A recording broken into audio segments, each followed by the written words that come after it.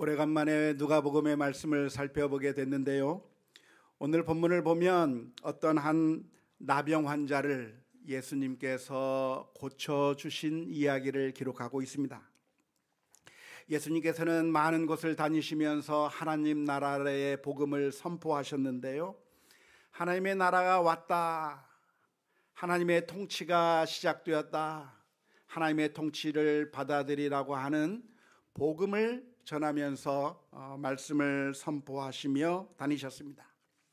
그리고 하나님의 통치를 받아들일 때에 어떠한 삶의 변화가 일어나는가에 대해서 생생한 증거로 보여주기 위해서 기적들을 행하신 것이죠.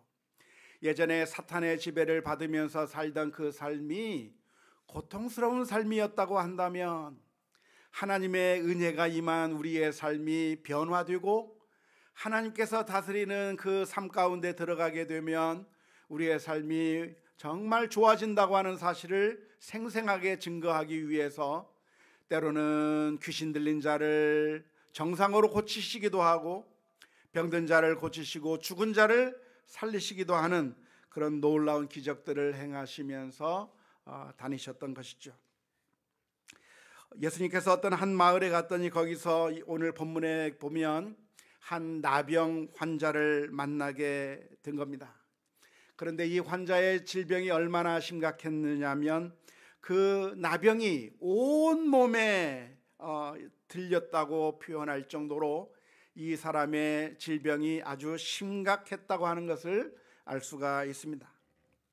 그런데 이 나병 환자는 어느 날 예수님께서 이 마을에 오셨다고 하는 소문을 들었을 것이고, 그리고 그 예수님 앞에 나와 예수님 앞에 자신의 병을 고쳐달라고 간청하게 된 것이죠. 그 간청한 내용이 오늘 읽은 누가복음 5장 12절 말씀에 기록되어 있는데요, 이렇게 표현하고 있습니다. 예수께서 한 동네에 계실 때에 온 몸에 나병 들린 사람이 있어 예수를 보고 엎드려 구하여 이르되 주여 원하시면 나를 깨끗하게 하실 수 있나이다.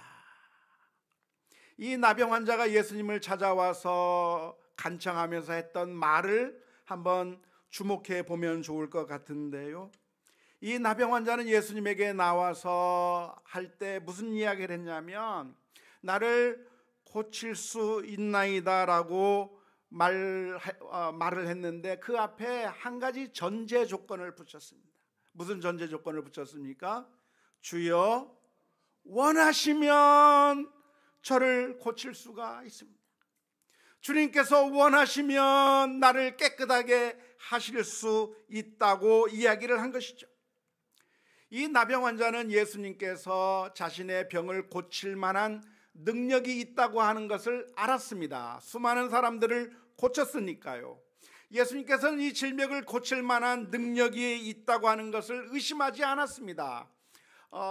이 나병 환자가 걱정한 것은 내가 헛소문을 들은 것이 아닐까? 내가 잘못 알고 있었던 것은 아닐까? 예수님이 아무 능력이 없는 그저 평범한 사람이 아닐까라고 그렇게 생각한 것이 아니라 예수님께서 고칠 만한 능력이 있다고 하는 것을 분명하게 알고 있었고 확신하고 있었던 것이죠. 하지만 한 가지 확신할 수 없었던 것이 있었는데, 바로 그 예수님께서, 능력이 많으신 우리 주님께서 과연 나를 고치실 마음이 있겠는가, 나를 고치실 그런 의도가 계신가에 대해서는 의심이 가기 시작한 것입니다. 과연 주님께서는 나를 고쳐주실까, 나를 고쳐주실 마음이 있을까, 그것이 확실하지 않았기 때문에 이 나 환자는 주님 앞에 나아가면서 주여 원하시면 저를 고칠 수 있겠다고 이야기를 한 것이죠. 이렇게 나병 환자가 이렇게 말을 할 수밖에 없었던 것은 그 사람이 지금까지 살아오면서 겪었던 수많은 부정적인 경험들 때문일 것입니다. 레위기 13장 45절부터 46절 말씀에 보면 이렇게 기록되어 있는데요, 나병 환자는 옷을 찢고 머리를 풀며 윗입술을 가리고 외치기를 부정하다 부정하다 할 것이요 병이 있는 날 동안에는 늘 부정할 것이라 그가 부정한즉 혼자 살되 진영 밖에서 살지니라. 우리가 성경 말씀을 쭉 읽어오면서 레위기의 말씀을 읽은 지 얼마 안 됐죠? 얼마 전에 읽었습니다. 그 레위기의 말씀에 있는 나병 환자에 대한 규정이 기록되어 있는데 나병 환자는 어떻게 행동해야 되는가, 나병 환자를 어떻게 처리해야 되는가에 대한 규정이 레위기의 말씀 가운데 기록되어 있는 겁니다. 나병 환자는 길을 가면서 자신의 옷을 찢기도 하고 머리를 풀어 헤치고 그리고 입술을 가리면서 나는 부정하다 부정하다 외치면서 다니라고 규정하고 있어요. 이렇게 규정하고 있는 이유가 무엇이겠습니까? 그 나병 환자와 실수로 접촉하게 되면 다른 사람도 그 나병이 옮을 수 있기 때문에, 그 사람이 가지고 있는 부정이 다른 사람에게로 전염될 수 있기 때문에 다른 사람들에게 전염이 되지 않도록 내가 나병에 걸렸다고 하는 사실을 말하면서 다녀야만 했던 것이죠. 그러면 사람들이 그 이야기를 듣고 그 사람 주변에서 다 물러가는 겁니다. 다 도망가는 겁니다. 괜히 그 사람하고 부딪혔다가는 내가 부정하게 되기 때문에, 그래서 다 사람들이 피할 수밖에 없는 그런 경험을 가지고 있는 것입니다. 뿐만 아니라 이 나병 환자는 어디서 살아야 됐는가? 가족들에게서 떨어져서 공동체 밖에서, 성 밖에서, 진영 밖에서 혼자 외롭게 살아가야만 했었던 것이 바로 나병 환자였습니다. 그러니까 아무도 이 나병 환자를 환영해 주지 않는 것이죠. 만일 이 나병 환자가 마을 안으로 들어가서 사람들과 만나게 된다고 하면 그 지나가는 사람들이 깜짝 놀라서 기겁을 하면서 도망치는 모습들을 한두 번 겪은 게 아닐 겁니다. 어떤 사람들은 심하게 돌을 던지면서 이 나병 환자가 왜 동네에 들어왔느냐고 하면서 돌을 던졌을런지도 모르겠습니다. 그래서 이 나병 환자에게 있어서 제일 걱정이 무엇이냐면 예수님에게 능력이 있느냐 없느냐의 문제가 아니라 과연 이 예수님께서 나를 거부하지는 않을까, 이 더러운 사람아, 이 부정한 사람아 저리 가라라고 자신을 향해서 내치면 그러면 도망갈 수밖에 없기 때문에 이 나병 환자는 주님 앞에 나오면서도 가까이 갈 수 없고 좀 멀리 떨어진 곳에서 외치면서 이야기를 하는 겁니다. 주여, 원하시면 저를 깨끗하게 고쳐주실 수 있습니다. 원하시면 저를 고쳐줄 수 있고 깨끗하게 해줄 수 있다고 이야기하면서 예수님 앞에 나온 것입니다. 이러한 나병 환자의 태도는 오늘날 교회로 오는 사람들과는 좀 다른 태도이라고 하겠습니다. 오늘날의 사람들은 교회에 올 때 어떤 마음으로 오죠? 마치 식당에 가서 당당하게 음식을 주문하는 사람처럼 이곳에서 나를 환영해 주는 것을 기대하고, 그리고 나를 환영하지 아니하면 조금만이라도 눈치가 이상하면 이내 다른 교회로 가겠다고 하면서 그런 고자세로 교회를 옵니다. 당연히 내가 대접받아야 하고 당연히 내가 이 교회에서 환영받아야 될 것을 기대하면서 오게 되는 것이죠. 물론 저희는 환영합니다. 환영하고 정말 좋아합니다. 하지만 이 사람은 예수님 앞에 나아가면서 두려운 마음이 드는 거죠. 예수님 앞에 나아가고 있는데 두려운 마음이 있습니다. 혹시라도 예수님께서 나를 거부하지는 않을까. 예수님 앞에 나아가고 싶은데 무엇이 자기를 두렵게 만듭니까? 자기 자신의 모습이 더러운 거예요. 자기 자신의 모습이 병들어 있는 모습 때문에 주님 앞에 나아가기가 두려운 마음 가운데서 주님 앞에 나오게 된 것이죠. 그런데 놀라운 것은 예수님께서 그 나병 환자를 보시면서 해주신 말씀입니다. 누가복음 5장 13절의 말씀에 보면 예수님의 반응이 기록되어 있는데요, 예수께서 손을 내밀어 그에게 대시며 이르시되 내가 원하노니 깨끗함을 받으라 하신대 나병이 곧 떠나니라. 이 예수님의 말씀, 예수님의 반응 속에서 우리는 아주 특이한 모습을 볼 수가 있겠습니다. 예수님께서 이 나병 환자를 이 나병 환자를 환영해 주셨을 뿐만 아니라 고쳐 주셨는데, 고쳐 주실 때 어떻게 고쳐 주셨는가? 말씀만 하신 것이 아니라 이 나병 환자에게 손을 대시며 말씀하신 것이죠. 율법에 의하면 나병 환자를 만지는 사람은 어떻게 됩니까? 그 만지는 사람도 부정하게 돼요. 그래서 그 부정하게 된 사람도 사회로부터 격리를 당해야만 되는 겁니다. 그래서 함부로 사람들이 만지려고 하지 않은데, 예수님께서는 그 율법을 분명히 알고 있으면서도 그 나병 환자를 만지시며 그 사람의 몸에 손을 대시며 내가 원한다, 깨끗함을 받으라고 말씀하고 계십니다. 예수님께서 이렇게 손을 대신 이유가 무엇이겠습니까? 그러면 손을 대고 안수하고 기도하면 그 사람의 병을 더 잘 고칠 수 있기 때문에 손을 대신 걸까요? 그렇지 않죠. 예수님께서는 손을 대셔야만 고치시는 것이 아니라 말씀 한마디로 고칠 수 있는 분이 바로 예수님입니다. 그 옛날 백부장이 예수님 앞에 나와서 말을 한 거죠. 예수님, 우리 소년이 병들었는데 고쳐달라고 했을 때 예수님께서는 가서 고쳐주시겠다고 말씀해 주셨어요. 그때 이 백부장이 했던 대답이 무엇이냐면, 주님께서 우리 집에 온다고 하는 것을 제가 감당할 수가 없습니다. 그냥 말씀으로만 하세요. 말씀으로만 하시면 우리의 소년이 나을 수 있겠습니다 라고 이야기했을 때 예수님께서 그 믿음을 보시고 칭찬하셨다고 하는 이야기가 기록되어 있는 것이죠. 예수님께서 충분히 말씀으로만 고칠 수 있는데도 불구하고 이 나병 환자를 만지시며 그에게 손을 대시며 이 사람의 병을 고쳐주신 이유가 무엇이겠습니까? 그것은 그 사람을 받아주시고 영접해 주시고 그리고 거부하지 않는다고 하는 사실을 보여주는 모습이라고 할 수가 있겠습니다.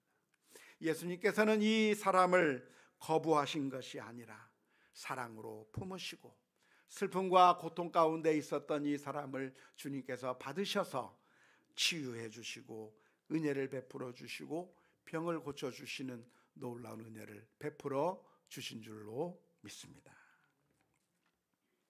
사랑하는 성도 여러분, 오늘 또 우리가 주님 앞에 나아가야 할 것이라고 생각이 되는데요, 우리들의 마음 가운데는 주님 앞에 나아간다고 할 때 가장 장애가 되는 것이 무엇이겠습니까?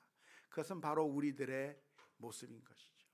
그 옛날 나병 환자가 자신의 몸을 보면서 나와 같은 이런 더러운 병에 걸린 사람을 과연 주님께서 받아주실까 걱정 가운데 나아갔지만 주님께서 환영해 주신 것처럼 오늘 우리들의 마음 가운데 내가 이렇게 죄를 짓고 사는데, 내가 하나님의 뜻대로 살지 못하고 이렇게 세상에서 방황하며 살고 있는데 이렇게 한번 교회에 나오는 거 주님께서 나 같은 사람 받아주실까? 나는 충성하지 못한 사람인데 과연 하나님께서 나를 받아주실까 생각될 때가 많은 것이죠. 하지만 우리가 기억해야 될 것은 어떤 것입니까? 주님께서는 받아주셔요. 십자가 옆에 놓여있던 강도에게도 그를 받아주시면서 오늘 밤 내가 나와 함께 낙원에 있으리라고 말씀하셨던 우리 주님께서 오늘 또 저와 여러분들을 받으시고 은혜로 인도하신다고 하는 사실을 기억하면서 오늘 주님 앞에 나아가는 우리 모두가 다 될 수 있기를 주님의 이름으로 축원합니다. 혹시 우리들의 상황이 어떤 상황 가운데 있습니까? 본문에 나오는 나병 환자처럼 사람들로부터 외면당하고 무시당하고 있지는 않았습니까? 돈이 없다고 무시하기도 하고, 또한 나이가 많다고 무시를 당하기도 하고, 출신 때문에 무시를 당하기도 하고, 여러 가지 이유로 우리를 무시하고 외면하고 우리를 왕따시키는 그런 사회에서 살아가는 그런 씁쓸한 경험을 받으신 경험들이 있습니까? 아니, 심지어 우리 교회 내에서도 사람들이 나에 대해서는 아무도 관심을 가져주지 않는다라고 그렇게 생각하고 계신 분이 계시진 않습니까? 하지만 우리 주님께서는 그런 우리 모두를 외면하지 아니하시고 주님 앞에 나아가기만 하면 내가 원하노니 깨끗함을 받으라, 내가 너희를 환영한다고 말씀해 주시는 그 주님의 음성을 들으면서 주님 앞에 나오는 우리 모두가 다 될 수 있기를 주님의 이름으로 축원합니다. 우리 주님은 어떤 주님이십니까? 우리가 나병 환자처럼 영적인 질병으로 죽게 되었을 때 우리 주님께서 우리의 몸에 손만 대신 것이 아니라 사실은 우리의 죄악을 지고 우리의 허물을 지고 십자가 위에서 못 박혀 죽으시면서 우리를 위해 사랑을 베풀어 주시고 은혜를 베풀어 주신 주님이라고 하는 사실을 기억하면서 담대하게 주님 앞에 나아가야 할 것입니다. 오늘 예수님께서 이런 말씀을 해주시는데요, 마태복음 11장 28절 말씀에 보면 이런 말씀을 해주십니다. 수고하고 무거운 짐진 자들아 다 내게로 오라. 내가 너희를 쉬게 하리라. 예수님께서 부르실 때는 잘생긴 사람들아 오라고 말씀하신 것이 아니에요. 부자들만 오라고 말씀하신 것이 아니에요. 똑똑한 사람들만 내게 오라고 말씀하신 것이 아니에요.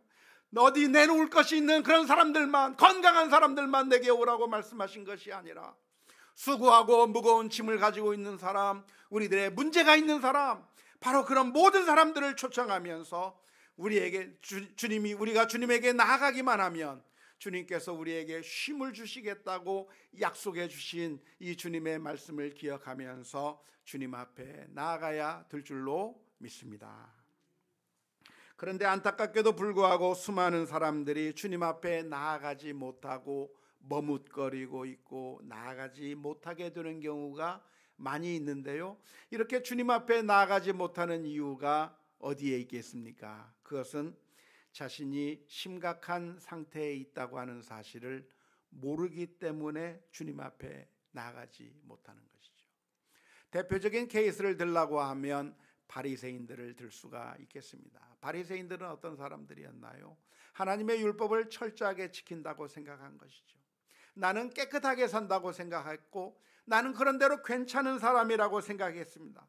그래서 자신에게는 아무 문제가 없다고 생각했기 때문에 의사이신 예수님 앞에 나아갈 필요를 느끼지 못했어요. 우리가 병원에는 언제 갑니까? 아플 때 가요. 병원에 다녀오신 분 있습니까? 지난 주간에 다녀오신 분들도 계셔요. 왜? 언제 갑니까? 아프면 가는 거예요. 내가 내 건강에 문제가 있다고 생각이 들면 가는 것이죠. 하지만 건강에 문제가 없다고 생각이 되는데 일부러 병원에 가는 경우는 거의 없습니다. 하지만 검사를 해봐야 되잖아요. 영적으로 건강하다고 생각하기 때문에 사람들은 예수님 앞에 나아가지 않는 것이죠. 그래서 우리의 상태를 점검해보고 과연 내가 병이 있는지 병이 없는지 확인해 봐야 되는 거예요. 그래서 건강보험공단에서 매년 무슨 문자를 보내주죠? 여러분은 암 건강진단 받을 때가 됐습니다. 공짜입니다. 건강진단 받으세요. 근데 저는 잘 안 가요. 왜?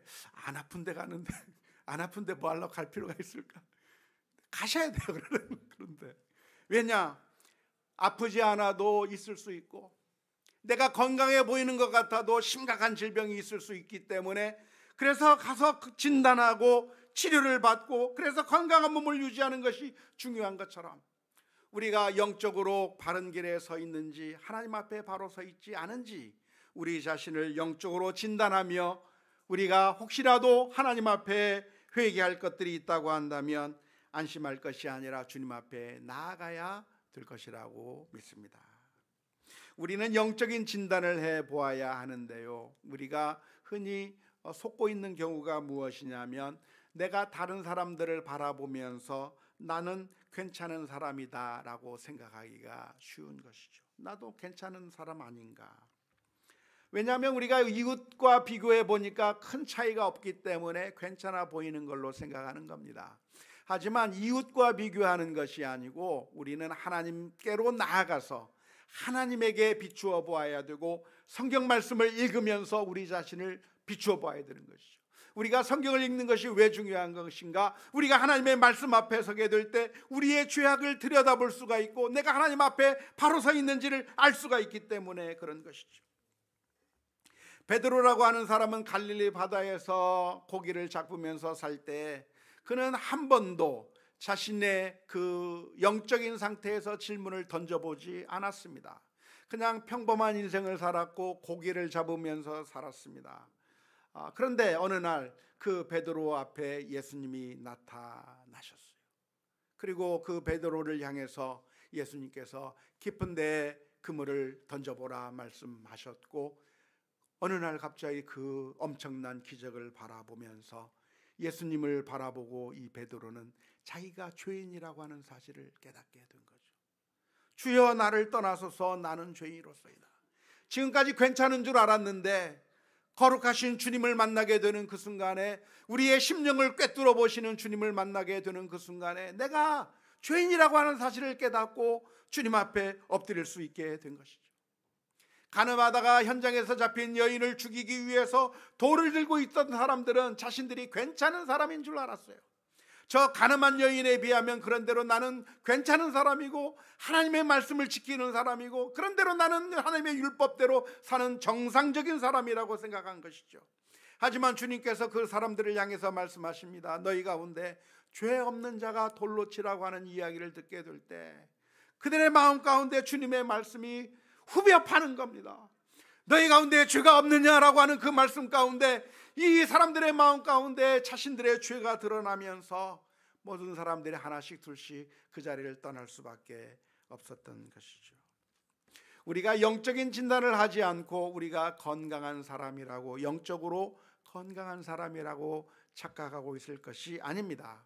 우리가 심각하다고 하는 사실을 모르고 지내고 있는 것이 괜찮다고 하는 것을 의미하는 것이 아니기 때문에 그렇습니다. 원하기는 우리가 하나님의 말씀을 읽는 가운데, 하나님 앞에 서는 가운데 우리 자신의 문제들을 발견하고 우리들의 영적인 질병이 있다고 한다면, 영적인 나병이 있다고 한다면 주님 앞에 나아가 우리를 환영해 주시고 치유해 주시고 회복시켜 주시는 하나님의 놀라운 은혜가 우리 모두에게 있을 수 있기를 주님의 이름으로 축원합니다.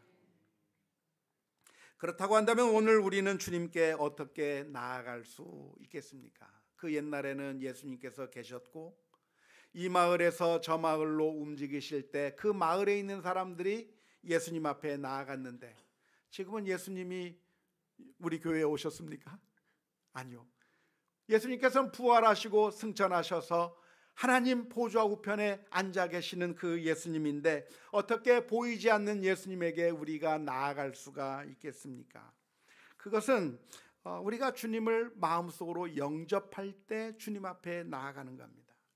계시록 3장 20절 말씀에 보면 이런 말씀이 기록되어 있습니다.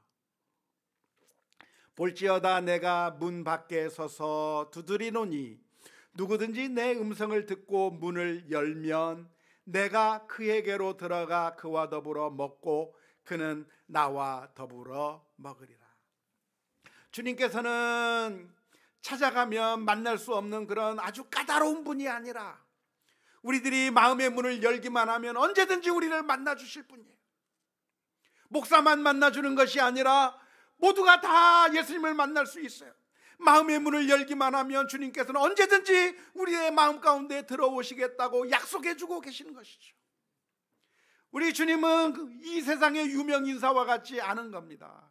한 번은 제가 장례식이 있어서 장례식장에 찾아간 적이 있었습니다.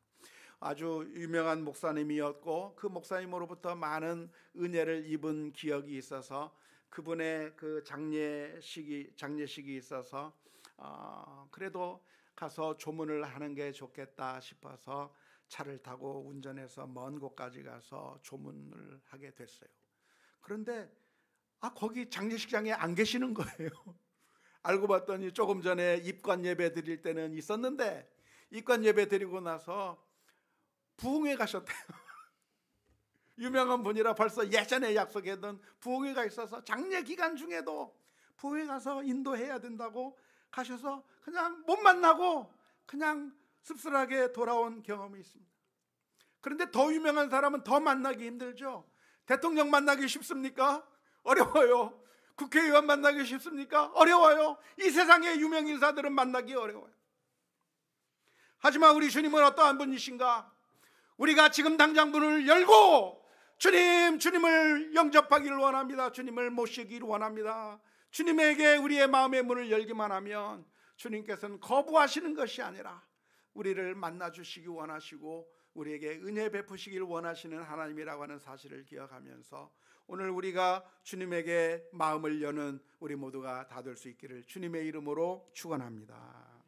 주님께서 우리의 마음 가운데 온다고 하면 너희가 문을 열면 내가 너에게로 들어가고 그리고 내가 너와 함께 양식을 나누고 잔치를 누리겠다고 주님께서 말씀해 주셨는데, 주님께서 우리의 마음 가운데 오시는 것을 통해서 우리가 풍성함을 누릴 수 있기를 주님의 이름으로 축원합니다. 우리의 삶 가운데 여러 가지 문제들이 있을 수 있어요. 아픔들이 있을 수 있어요. 그리고 우리가 해결할 수 없는 그런 질병들이 있을 수 있겠고 영적인 문제들이 있을 수가 있습니다. 그러한 문제들을 가지고 우리가 고민할 것이 아니라 주님 앞에 우리의 마음의 문을 열고 주님 앞에 나아갈 때 주님께서 우리의 삶 가운데 오셔서 우리가 해결할 수 없는 것들을 해결해 주시기도 하고 은혜 베풀어 주시기도 하고 놀라운 사랑을 베풀어 주신 그 하나님의 놀라운 사랑을 우리 모두가 다 경험할 수 있기를 주님의 이름으로 축원합니다. 물론 오해하지 마십시오. 그러니까 예수님께서 우리의 모든 질병들을 다 고쳐주신다거나 우리의 모든 문제들을 다 해결해 주시고 내가 원하는 대로 모든 것을 다 이룰 수 있는 것이라고 가르쳐 주는 것은 아닙니다. 오히려 예수님께서는 아주 놀라운 지시를 해 주셨습니다. 이 나병 환자를 고친 다음에 예수님께서 특별한 부탁을 하나 하셨는데요, 누가복음 5장 14절 말씀에 보면 이렇게 기록하고 있습니다.